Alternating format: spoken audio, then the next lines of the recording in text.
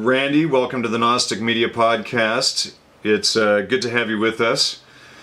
And the audience right now is looking at the night sky on a planisphere and things like that. And this interview, though it's going to be video, we're not going to be on the video ourselves. And so, why don't you introduce yourself and say hello to the audience? Thanks for having me. My name is Randy Mabe. First look on this side, and we're going to see the crow. And that's Corvus.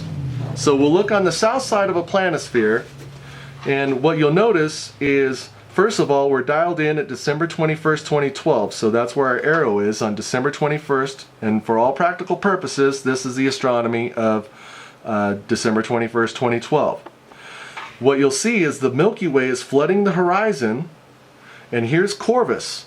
That's the crow that Noah's going to send out. You can look in Richard Hinckley Allen's book on Corvus, and he'll say right in there it's Noah's crow.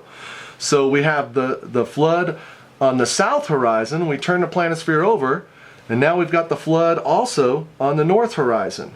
Okay, and we still have Corvus. He's up here high in the sky so that he can see the horizon to see if it's flooded or not. And then we're gonna look at the coordinates.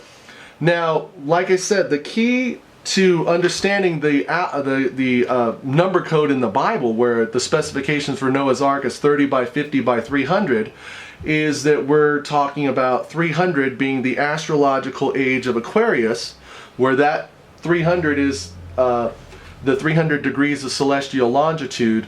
When the sun's at the vernal equinox, the sun's in Aquarius. Well, the reason I said coordinates is because if we go right here at 30 degrees and right here at 50 and intersect, we arrive at Gemini. So Gemini is partially floating in the Milky Way, and it's mostly floating above, just like a ship.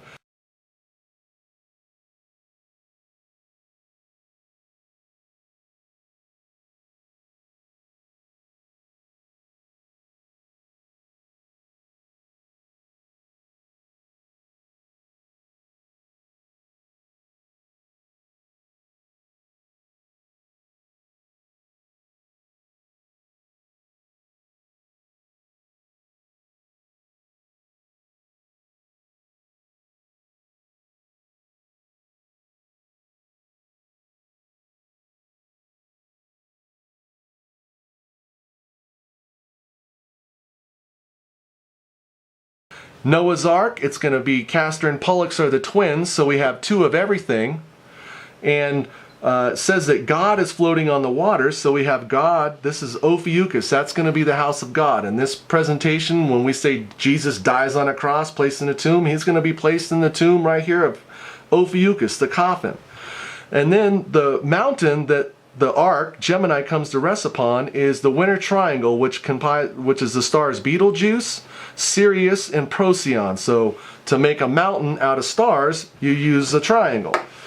And let's see, what else do we have going on here? Oh, the other specification for Noah's Ark is 300. So 30 by 50 by 300. The 300 part is the age of Aquarius. When the sun is in the sign of Aquarius at the vernal equinox, it's 300 celestial degrees of longitude. That Epic of Gilgamesh is 2,500 plus or minus 100 years, That's the ancient Sumerian Babylonian myth, 2,500 BC. Those same people can be seen to have invented astrology and astronomy 2000 BC. Some people say maybe as early as 3000 BC.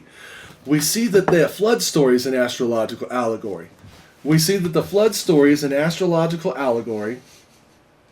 On both sides here. Flood story is an astrological allegory.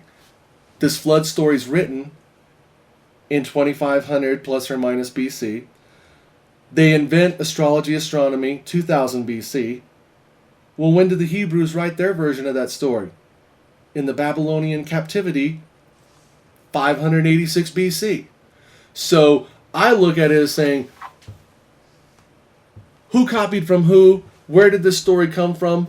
I'm sitting there going, really, if you look at an astrological allegory for the flood, who cares who copied from who?